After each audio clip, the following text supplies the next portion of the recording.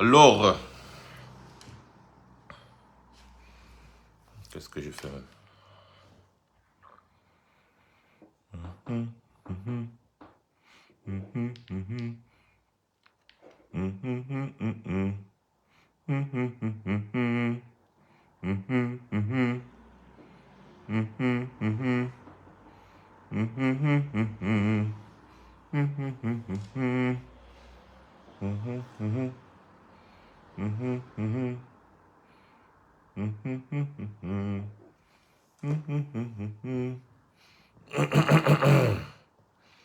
Est-ce que je suis déjà en live?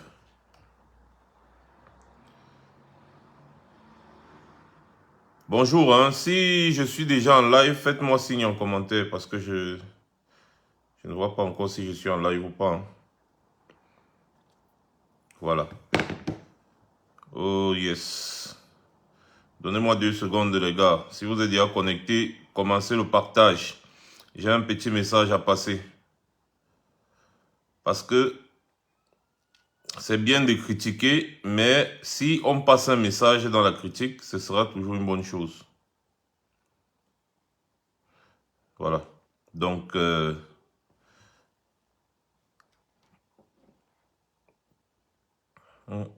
ça fait longtemps qu'il n'a pas fait le live sur Max Seigneur officiel ici là.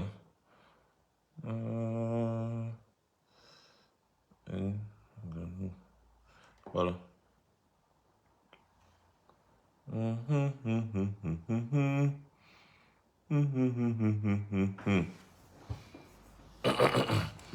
Ah, Bijou Kamel, bonsoir. Tu es déjà connecté, c'est bien, merci. Merci de biper tout le monde. Merci de biper tout le monde.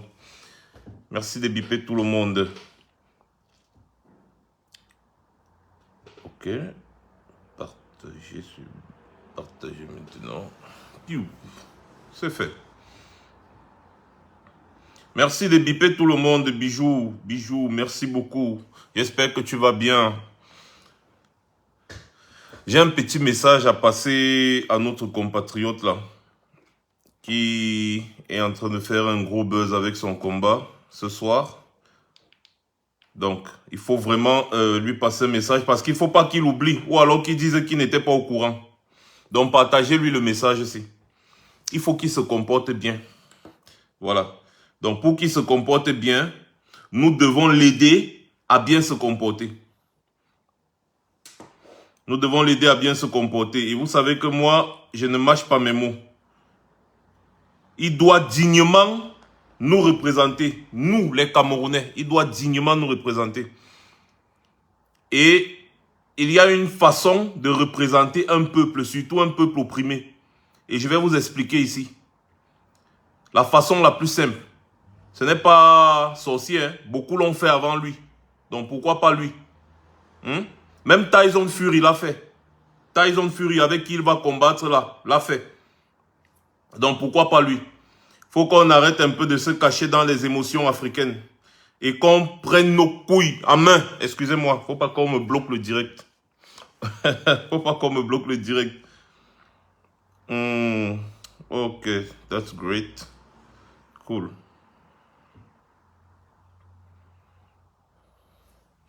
Vous savez, je veux que les gens nous épargnent, que les gens m'épargnent un peu de leur, je sais pas, de leur façon de faire complètement ridicule là.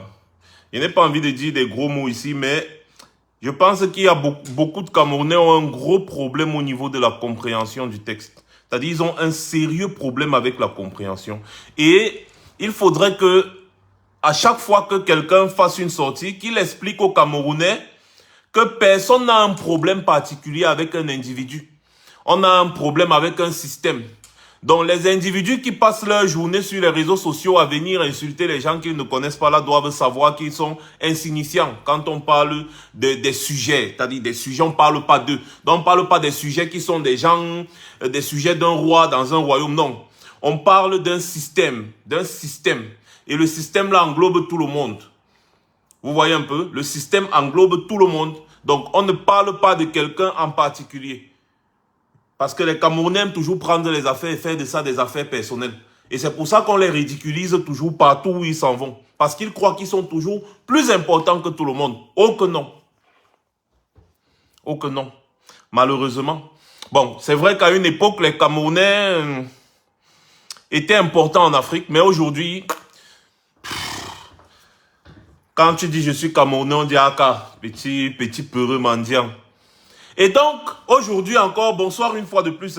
Je suis sur Max Senior officiel. Rien que je n'ai pas de live TikTok là tout à l'heure. Donc, je fais un peu un live sur Max Senior officiel parce que Max Senior officiel Alpha, comme vous le savez, je vous ai dit ça hier, est restreint, très restreint. Même Max Senior officiel ici est restreint, mais pas au rouge, c'est restreint orange. Donc, ça veut dire que c'est mieux que Max Senior Alpha en ce moment. Alors, Bébé James, oh bonsoir, bonsoir, j'espère que tu vas bien. Minette, je te vois, bonsoir aussi à toi. Laissez les commentaires, mettez beaucoup de cœur, s'il vous plaît, mettez beaucoup de cœur, mettez beaucoup de cœur. Mettez beaucoup de cœur et surtout laissez les taguer tous ceux qui ne sont pas là, s'il vous plaît. Bonjour, bonjour, Retonne de Luxe, bonjour, bonjour à tous. Bonjour, bonjour ma mère, bonjour, bonjour, bonjour, bonjour, bonjour. Taguez tous ceux qui ne sont pas là et surtout faites un maximum de partage en mettant les cœurs. N'hésitez pas à mettre les cœurs, ça protège nos pages. Vous voyez, on souffre. On souffre aujourd'hui parce que Facebook nous combat amèrement. On souffre énormément. Vous voyez un peu? Donc, aidez-nous vraiment c'est-à-dire à mettre les cœurs et mettez un like à l'entrée du direct. Mettez un like à l'entrée du direct. N'oubliez jamais, lorsque vous vous connectez dans un direct, de mettre un like d'abord à l'entrée. Le like que vous mettez à l'entrée là est très important pour la protection de nos pages. Et lorsque vous regardez le direct, mettez les cœurs. Merci beaucoup pour la personne qui est en train de mettre les cœurs. Merci pour tous ceux qui sont en train de mettre les cœurs actuellement. Ça nous aide à protéger nos pages. Parce que nos pages sont très attaquées. Donc, mettez les cœurs à l'entrée du direct. Vous êtes déjà plus d'une centaine, mais il n'y a même pas encore 20 likes à l'entrée du direct. Donc, mettez les cœurs à l'entrée du direct. Mettez c'est-à-dire des pouces bleus ou des cœurs à l'entrée du direct. Ça nous aide à protéger nos pages. Voilà. Bon, c'est vrai qu'on le dit tout le temps, mais il faut toujours le répéter à chaque fois. Bon, excusez-moi. Je suis arrivé là directement. J'ai voulu lancer le live. J'étais un peu très occupé. Ok, that's great. Je te balance là. Cool. Là, je suis free. Bien. Donnez-moi 2 secondes, 2 secondes.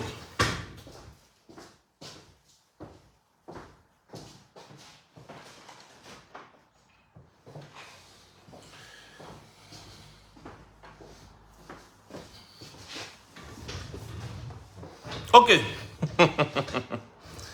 Voilà. Encore une fois de plus, bonsoir. Bien. Je pense que ça va, on peut commencer. Continuez de mettre les cœurs, s'il vous plaît. N'arrêtez pas de mettre les cœurs. Nga Onana Rodrigue Ano. Ça va bien, mon frère. Aujourd'hui, je vous parle en tant que bosailleur. Et je vais vous raconter une petite anecdote.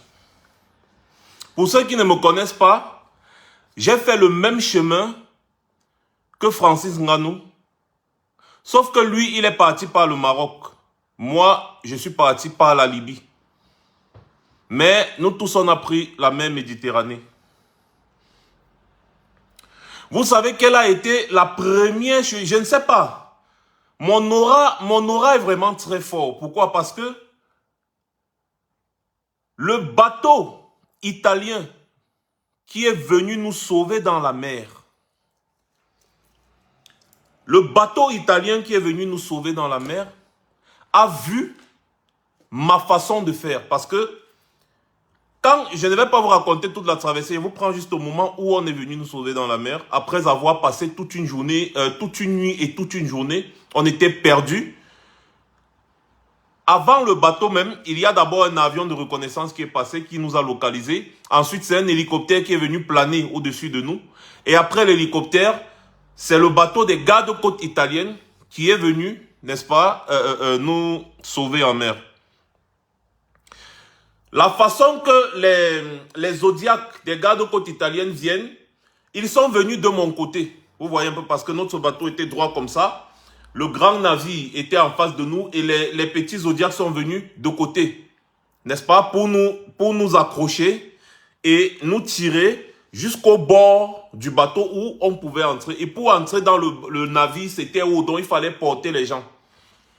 Donc lorsqu'ils sont arrivés, ils ont tiré. La vidéo là est même sur YouTube. Je cherche la vidéo. J'avais vu la vidéo là. J'avais enregistré dans un téléphone qui s'est perdu.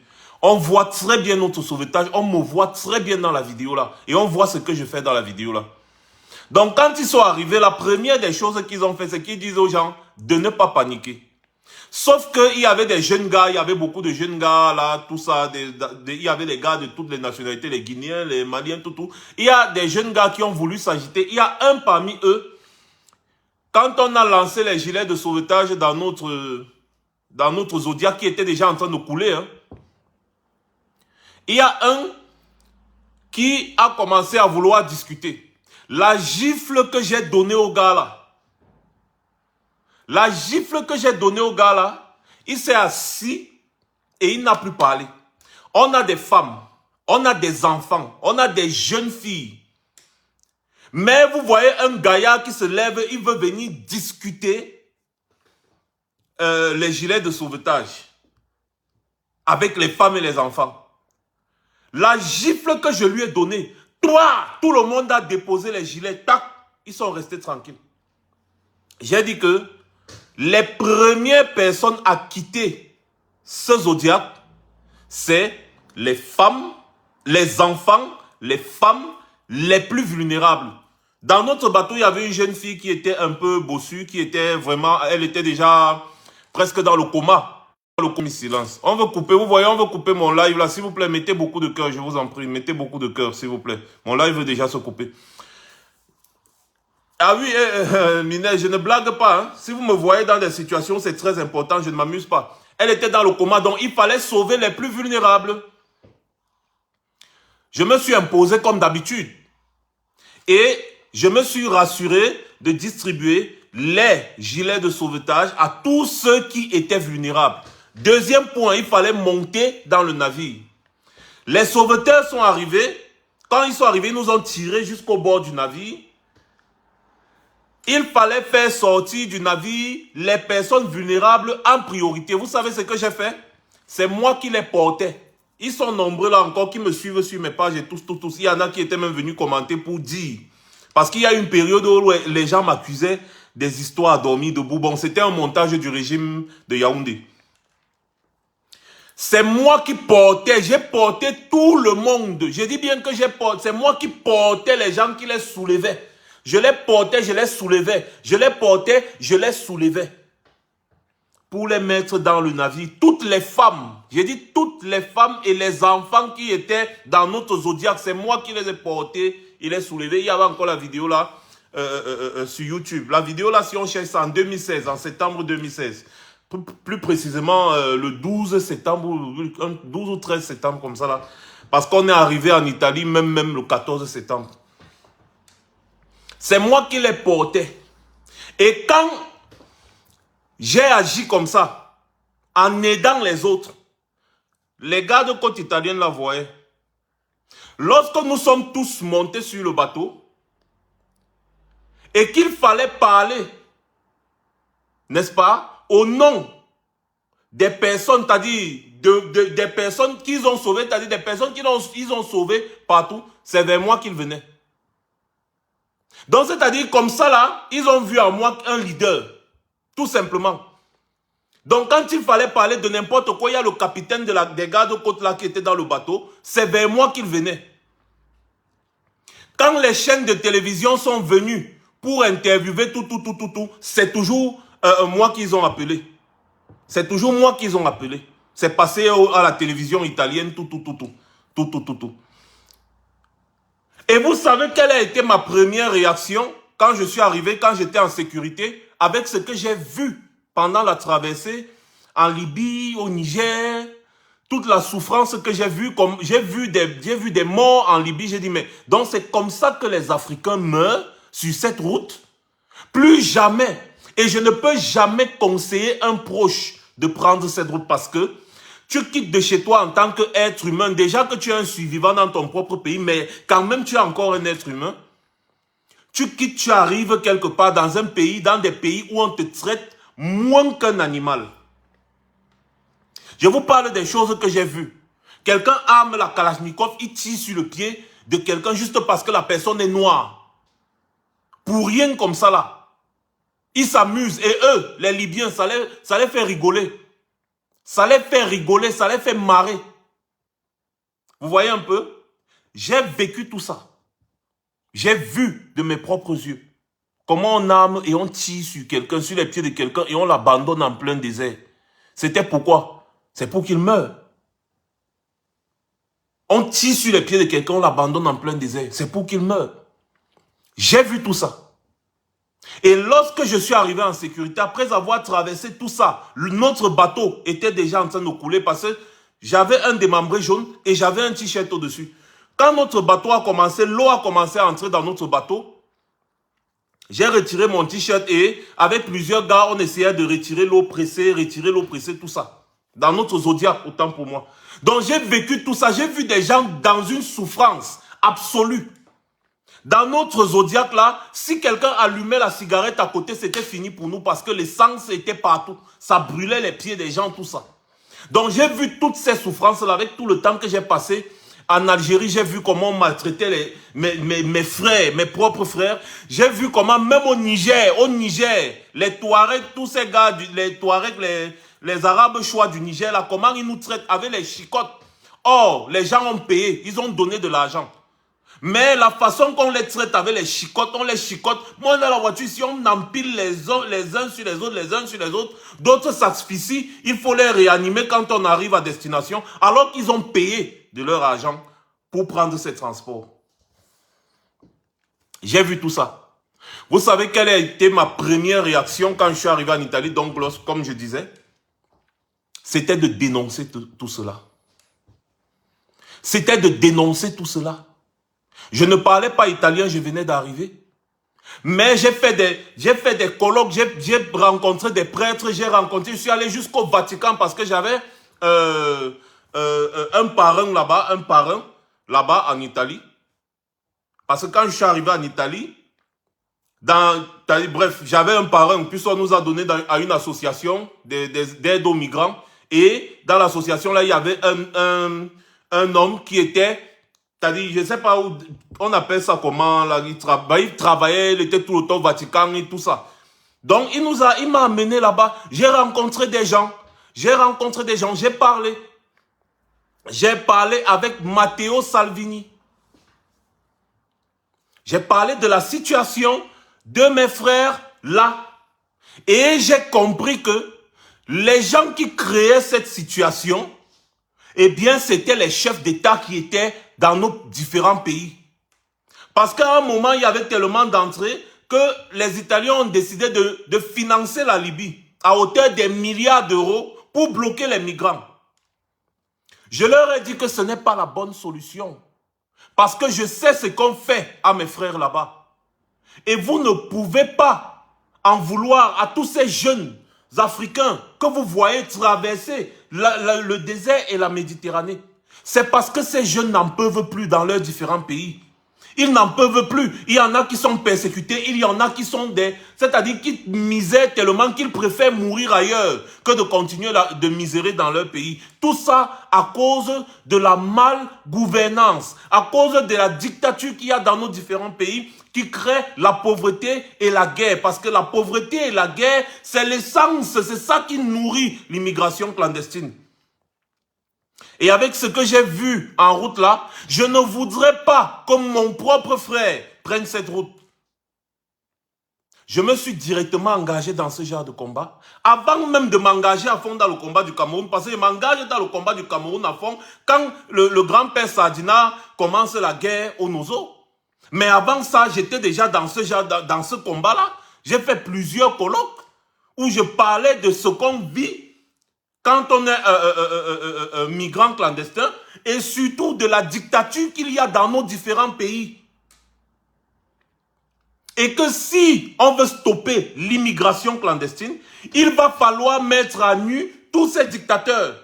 Et ceux qui peuvent mettre à nu tous ces dictateurs, eh bien c'est vous, les Occidentaux, parce que vous les soutenez financièrement. Vous les soutenez financièrement. Ce sont eux qui créent la misère, la pauvreté et ce qui conduit à la guerre. Et tout cela, l'ensemble de tout cela pousse les jeunes à sortir massivement. par tous les moyens possibles de leurs différents pays. Personne n'a envie de sortir de son pays et de prendre le chemin que j'appelle le chemin de la mort. Parce que si 10 000 personnes prennent ce chemin, il y a autres 800 ou 900 qui finissent par arriver. Donc lorsque vous entendez qu'il y a eu 25 000 migrants qui sont entrés en Europe en 2 ans, 3 ans, 4 ans, sachez que il y a eu 200 000 morts. Donc il y a 200 000 qui sont partis mais qui ne sont pas entrés. Donc si 200 000 personnes sont entrées, sont partis de leurs différents pays d'Afrique et partout ailleurs, autres 20 000 vont arriver, autres les 10%. Donc c'est un chemin tellement périlleux. Et Francis Ngannou a traversé ce chemin-là. Parce qu'il est arrivé au Maroc, il a fait 1 an au Maroc, ensuite il a pris, après plusieurs tentatives de traverser les fils barbelés, il a même failli mourir sur les barrières là, les barrières du Maroc et de l'Espagne. Il a décidé de prendre la Méditerranée, c'est comme ça qu'il est entré. Demandez-moi si Francis Ngannou avait un potentiel quand il était au Cameroun. Oui, il avait un énorme potentiel. Tout comme Samuel Eto'o avait un énorme potentiel quand il était au Cameroun. Sauf que le Cameroun ne lui a rien donné. Le Cameroun ne leur a rien donné. Étant des survivants dans leur pays, ils ont décidé de sortir et d'aller là où ils pourraient avoir mieux. Quand Francis Ngannou arrive en France, il se débrouille. Comme tout jeune, il se débrouille. Il se débrouille, il finit par trouver son chemin. Il devient combattant de l'UFC. Comme vous l'avez constaté, comme tout le monde le sait aujourd'hui. Sauf que, au sommet de sa carrière, ce qu'il fait, c'est qu'il retourne dans son pays d'origine, remercier les autorités, présenter son trophée aux autorités. À aucun moment, il ne parle des souffrances qu'il a vécues dans son pays. Il va vous parler de sa propre vie. Il vous parle de sa vie. Il vous parle de comment est-ce que, étant enfant, il ne pouvait pas aller à l'école, il était obligé de travailler dans les mines de sable. Mais il vous parle de ça en bien, en disant que pour lui, ce n'est pas une mauvaise chose parce que ça lui a beaucoup enseigné dans la vie. Sauf que, ici en Occident, est-ce que Mbappé a été obligé de souffrir dans sa jeunesse avant d'être footballeur? Non, il est né dans un pays qui l'a accompagné et qui a fait de lui ce qu'il est. Sauf que toi, Francis Ngannou, tu es né dans un pays qui t'ignore. Un pays qui ne te donne absolument rien. Et avec les mêmes dirigeants depuis que tu es né.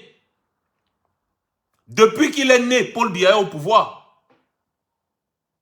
Et aujourd'hui, on le retrouve au sommet de sa carrière, en train de faire la promotion de la famille Biya, avec Franck Biya et tout ça. Et ça, c'est le vrai problème de ces personnes-là qui se battent seules. Ces personnes qui ont été abandonnées par les dirigeants de leur propre pays. Ces personnes qui ont risqué leur vie. Ils ont pu traverser là où des dizaines de milliers de personnes sont décédées. Quand ils arrivent et qu'ils réussissent, au lieu de dénoncer ce qui pousse les jeunes Africains à prendre la route là, cette route dangereuse, bah, il va retourner dans son pays et montrer certaines techniques de combat au BI, l'armée personnelle du tyran du Cameroun. On va le voir s'afficher clairement avec les soldats du BI. Il va leur apprendre quelques techniques. Comment est-ce qu'ils vont bien faire pour mieux maintenir les Camerounais dans la misère et la pauvreté et protéger le grand-père Sadina. C'était triste à voir. J'ai dénoncé ça ici.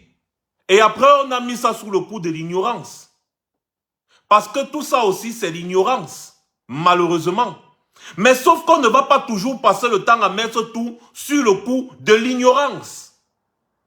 Prenons l'exemple de Samuel Eto'o. Les gars, partagez, partagez s'il vous plaît. Partagez, partagez, partagez. Mettez beaucoup de cœur. Je ne vois pas les cœurs monter. Je ne vois pas les cœurs monter.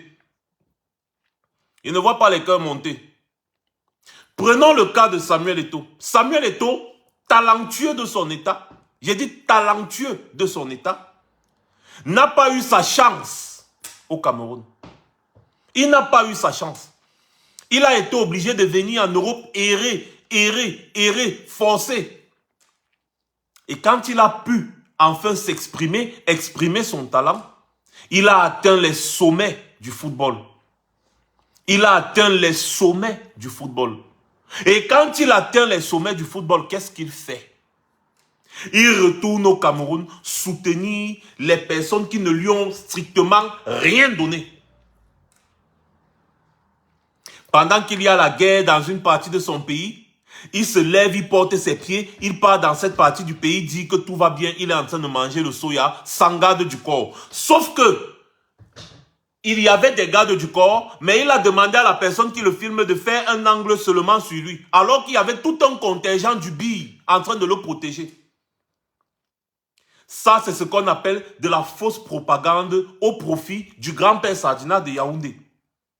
Samuel Eto'o, au sommet de sa carrière, où il pouvait porter haut les problèmes des Camerounais, utiliser sa notoriété pour dénoncer les maux que vivent les Camerounais, dénoncer le fait que beaucoup de jeunes talentueux Camerounais ne parviennent pas à s'en sortir au Cameroun, malgré tous les moyens que le Cameroun a. Non, il finit au sommet de sa carrière, il descend et il part faire la campagne de celui qui détruit le Cameroun depuis 1982 et même avant. On le voit avec le PIN, Paul Biya 2018. Il fait la campagne, il dit que lui, il va voter pour le grand-père Sadina parce que le grand-père Sadina lui a tout donné.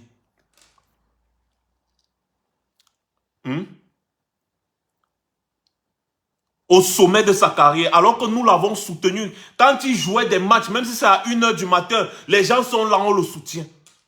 Quand il finit d'arriver où il arrive, il part soutenir ceux qui ont plongé le Cameroun dans la misère et la pauvreté. Revenons donc sur le cas de notre ami Francis Ngannou, n'est-ce pas? Pourquoi je vous dis que j'ai du mal à l'encourager?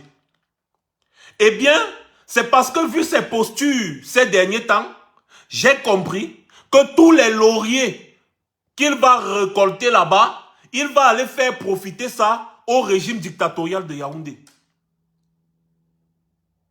Il y a un basketteur là, je ne sais pas, c'était qui? C'était Siakam ou c'était Joel Embiid, je ne sais pas. Il y a un basketteur là qui joue à la NBA.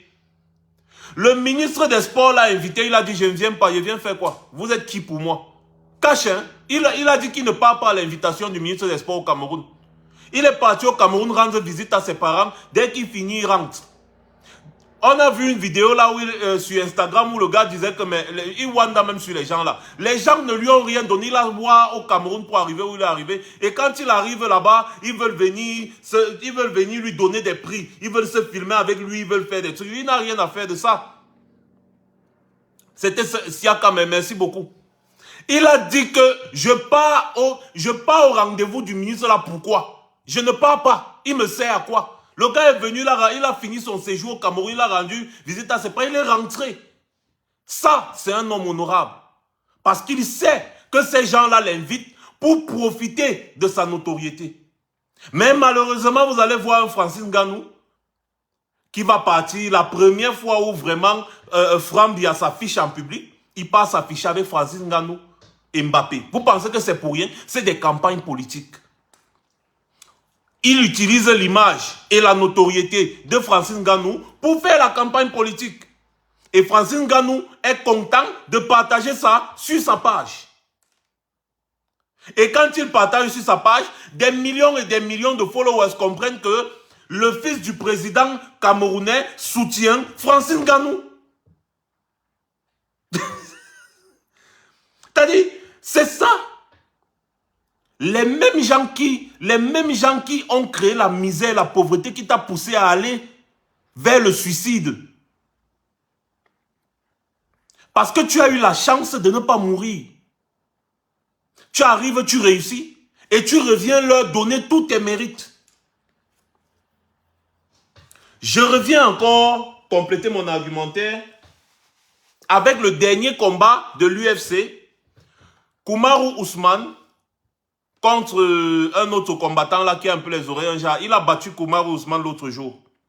Quand le combattant là a gagné, vous savez ce qu'il a fait? Il a pris le micro. Le combattant là a gagné. Quand il a gagné, il a pris le micro. Demandez-moi ce qu'il a dit. Il a parlé de la paix. Parce que c'est un musulman. Il a parlé de la paix entre Israël et Palestine. Il a parlé de la guerre qui se passe de ce côté-là parce que lui aussi vient de ce côté-là. Il a parlé de ça. Il a dit qu'il faudrait que les combats cessent. Il faudrait que les vies humaines arrêtent de tomber. Que ça fait mal de voir les bombes se déverser sur des villes où il y a des enfants, les trucs comme ça là. Il a fait un discours politique. Parce que oui, tout est politique.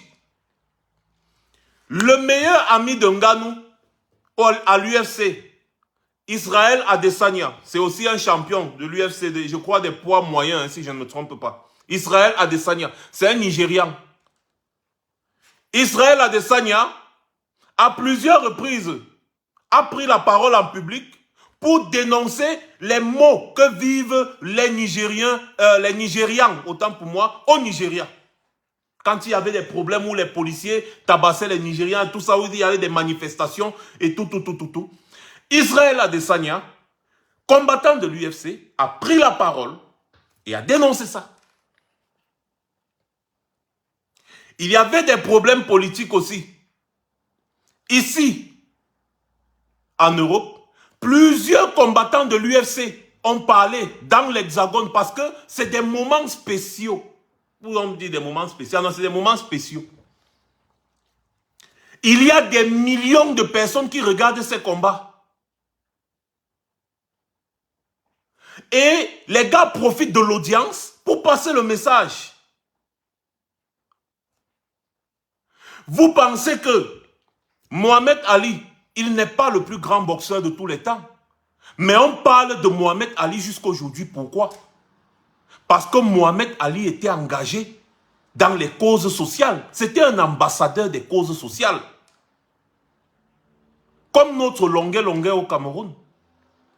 Si c'était Longuet à la place de Francis Ngannou, mais c'est que moi je suis parti à Riyad pour voir le combat là. Parce que je sais que Longuet va profiter de l'audience qu'il aura là-bas pour passer un message. Pour dire qu'il veut la paix dans son pays, le Cameroun. Par exemple, je parlais de Mohamed Ali. Mohamed Ali est entré dans l'histoire parce qu'il défendait des causes sociales. C'est pour ça qu'on parle de Mohamed Ali jusqu'aujourd'hui. Je vous parle de Michael Jackson ici tous les jours. C'est parce que Michael Jackson était un ambassadeur des causes sociales qu'on parle encore de lui jusqu'aujourd'hui. Le roi de la pop, mais aussi ambassadeur des causes sociales. Il faut profiter de votre aura, de l'audience qui vous est donnée, pour faire quelque chose qui va rester dans l'histoire. Oui, Mohamed Ali est resté à jamais dans l'histoire. Parce qu'il était ambassadeur des causes sociales. Francis Ngannou, ton pays souffre. Les boxeurs comme toi, l'équipe nationale de boxe n'a pas reçu ses primes depuis. Les gars participent à des compétitions, on bouffe leur argent. Francis Ngannou, tu as une audience tellement large aujourd'hui dans le domaine sportif que tu représentes aujourd'hui. Tu as une audience tellement large et plusieurs caméras du monde seront fixées sur toi. Profite pour demander qu'on paye l'argent des athlètes, de tes amis, tes frères boxeurs camerounais. Tu ne peux pas rester silencieux. Des grands pouvoirs entraînent des grandes responsabilités. Donc, dans ton cas, une grande audience, une visibilité comme celle que tu as aujourd'hui, entraîne également de grandes responsabilités et personne ne pourra jamais rien te faire. Si tu prends le micro ce soir et tu dis que tu combats aujourd'hui pour la paix dans ton pays, rien que l'aura positif là pourra te faire gagner ce combat. Si tu prends le micro ce soir, tu dis que trop de sang a déjà coulé dans ton pays, le Cameroun, et tu voudrais que cela s'arrête. Il y a la guerre au nord-ouest, au sud-ouest. Tu prends le micro ce soir. Tu parles des drames qui arrivent dans ton pays en quelques secondes. Beaucoup le font. Non, ne dis pas que le sport n'est pas politique. Beaucoup de tes collègues l'ont fait. Pourquoi pas toi? Quand tu vas prendre le micro ce soir, invoque les auras positives. Invoque ces auras. Hein? En dénonçant tout simplement, en demandant la paix. On te dit pas que Paul Biya va tomber. Non, non, non, non. Revendique seulement comme tes amis l'ont fait. Comme tes amis l'ont fait. Israël Adesanya l'a fait. L'autre jour, celui qui a battu Kamaru Ousmane l'a fait. Pourquoi pas toi, Francis? Pourquoi pas toi? Mon frère, tu as l'occasion d'entrer réellement dans l'histoire. Parce qu'un combat de boxe, c'est un combat de boxe. Votre combat avec Tyson Fury, je ne pense pas qu'il était aussi populaire que celui de Conor McGregor et Floyd Mayweather. Parce que le combat entre Conor McGregor et Floyd Mayweather était le combat du siècle. C'est-à-dire, en fait, en termes de revenus, d'argent et consorts et d'audience. Donc, je ne sais pas si le combat de Ngannou et Fury vont avoir autant d'audience que celui de Floyd Mayweather et Conor McGregor. Je ne sais pas. Mais toujours est-il que c'est une très grosse audience et c'est une opportunité pour toi d'entrer dans l'histoire. Parce que si aujourd'hui, tu fais ce que je te dis là, que tu perdes ou que tu gagnes ce combat-là, toutes les caméras seront rivées sur toi. Les jours qui suivent, on ne parlera que de toi. Même si Tyson Fury te bat ce soir, profite de l'audience que tu auras, mon cher frère. Personne ne va rien te faire. Ils ne peuvent pas te toucher quand tu vas rentrer au Cameroun parce que tu es tellement populaire. Tu as l'occasion aujourd'hui, non pas seulement d'entrer dans l'histoire pour un temps, mais d'entrer dans l'histoire pour toujours. Et ceux qui entrent dans l'histoire pour toujours sont ceux qui dénoncent les problèmes. Sont ceux qui dénoncent les problèmes. Les ambassadeurs des causes sociales, ce sont eux qui entrent dans l'histoire pour toujours. Parce que ton combat, s'il sera oublié, toi-même tu seras oublié d'un temps ou l'autre. On va souvent parler de toi comme un has-been. Ah, en 2023, là, il y avait eu un combat, là, vraiment, ah, c'est fini, hein, has-been. Par contre, regardez Mohamed Ali aujourd'hui, il a perdu des combats. Mais si on vous demande de donner le nom des combattants qui ont battu Mohamed Ali, vous ne pouvez pas donner. Parce que ceux-là, ils ne représentent rien. Mais Mohamed Ali, malgré qu'il a perdu beaucoup de combats, on parle toujours de lui comme étant le plus grand boxeur. Lorsqu'on parle de boxeur, ce n'est pas seulement la boxe dans le ring là, non. C'est parce que Mohamed Ali était quelqu'un qui dénonçait les problèmes. Il était un ambassadeur des causes sociales. C'était un homme vrai. Il a profité de son audience, de sa notoriété pour soutenir des causes. Et le Cameroun aujourd'hui est dans une situation où ça ne peut pas continuer.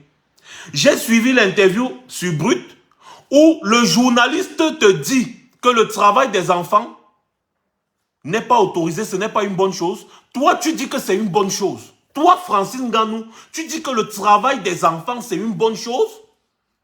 Mais gars, tu vas te faire dézinguer si tu perds le combat-ci. Avec le truc que tu as, on appelle ça, j'espère que mon direct ne s'est pas coupé les gars. Mettez les cœurs parce que voir que ça s'est coupé ici. S'il vous plaît, mettez les cœurs.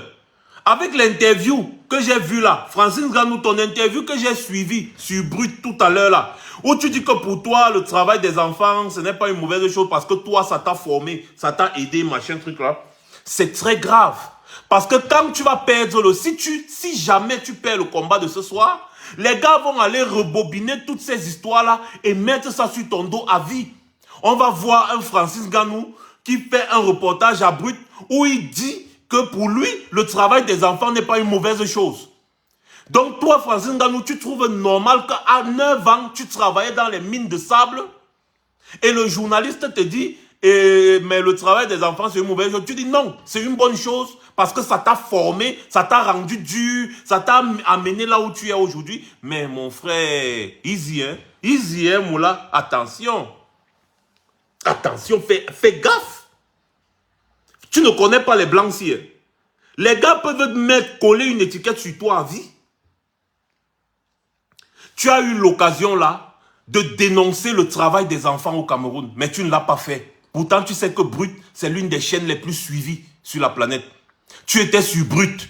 Ils ont même passé une vidéo des enfants qui travaillent dans les mines. Toi, Francis Ngannou, tu as dit que vraiment, pour toi, ce n'est pas une mauvaise chose.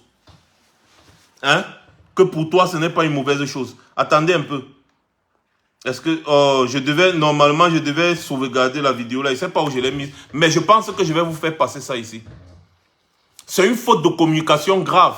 Et après, Francis Ngannou dit que ses équipes et lui travaillent avec des associations d'aide humanitaire pour aider les migrants.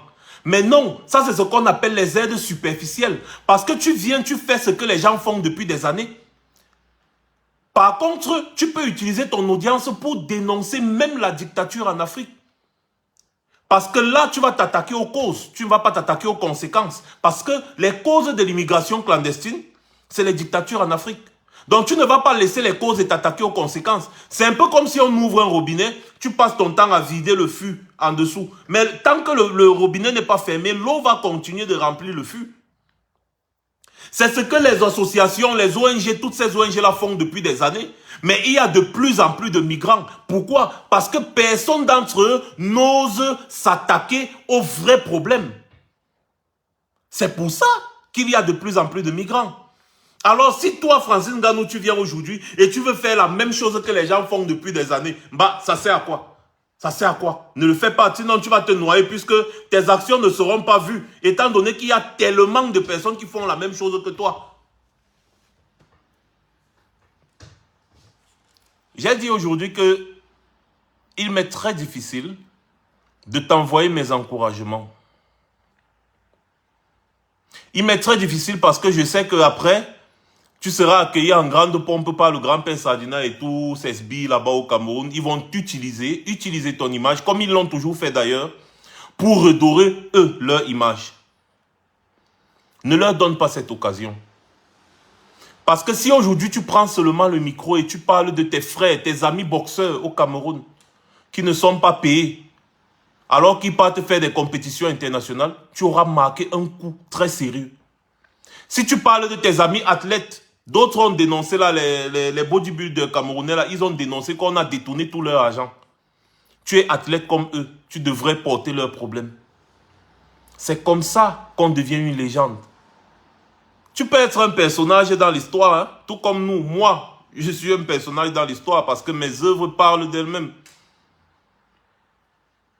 Je suis entré dans l'histoire du Cameroun. On ne parlera plus jamais, n'est-ce pas, de l'histoire du Cameroun aux enfants de demain sans parler de moi, sans parler de la brigade anti-Sardina, sans parler de tout ce que nous avons fait. D'ailleurs, il y a beaucoup de personnes qui viennent ici tous les jours dire « Ah, vous avez cassé les ambassades, ah, tu as déchiré le drapeau, ah, tu as fait ceci. » Mais quand on met toutes ces choses-là dans leur contexte,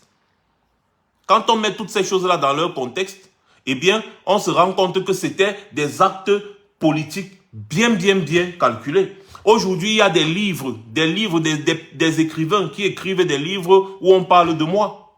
Donc, je suis entré dans l'histoire du Cameroun. Je suis entré dans l'histoire de la lutte camerounaise, comme beaucoup d'ailleurs. Sauf que je suis entré dans l'histoire, mais je ne suis pas une légende. Parce que je n'ai pas fait ce que d'autres personnes n'ont pas... je ne sais pas. J'ai fait ce que tout le monde fait. Ce que beaucoup de personnes font, autant pour moi. J'ai fait ce que beaucoup de personnes font. Ce que tous ceux qui sont dans la lutte, là, beaucoup ont fait la même chose que moi. Donc, je n'ai pas fait quelque chose d'exceptionnel pour être une légende. Sauf que toi, tu as l'occasion ce soir, non pas d'être Francis Ngannou, celui qui a battu Tyson Fury, mais être Francis Ngannou qui est devenu une légende. Une légende comme Nelson Mandela. Une légende comme Mohamed Ali. Tout ce que vous faites aujourd'hui ont une fin. Mais lorsque vous devenez un ambassadeur des causes sociales, ce que vous faites aujourd'hui n'aura jamais de fin. Ne connaîtra jamais de fin. Mon cher Francis.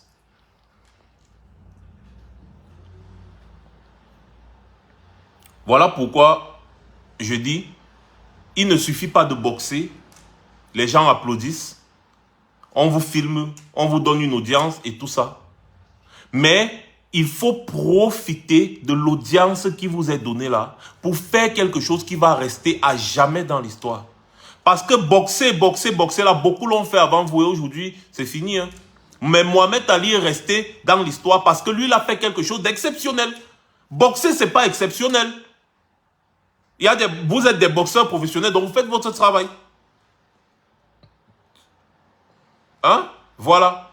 Donc, par contre, Mohamed Ali, ce qui a fait de lui un homme exceptionnel, c'est que le gars a fait des choses exceptionnelles.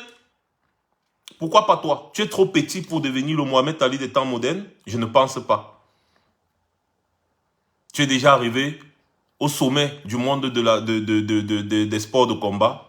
Mais aujourd'hui, il y a plus que le sommet. Il y a ce qu'on appelle le summum de la légende. Donc, j'aimerais que dans 50 ans, dans 100 ans, on parle toujours de Francis Ngannou. Non pas comme celui qui a donné des coups de poing à quelqu'un jusqu'à casser ses dents, mais comme celui qui est devenu un ambassadeur des causes sociales. C'est comme ça qu'on devient une légende et pas autrement.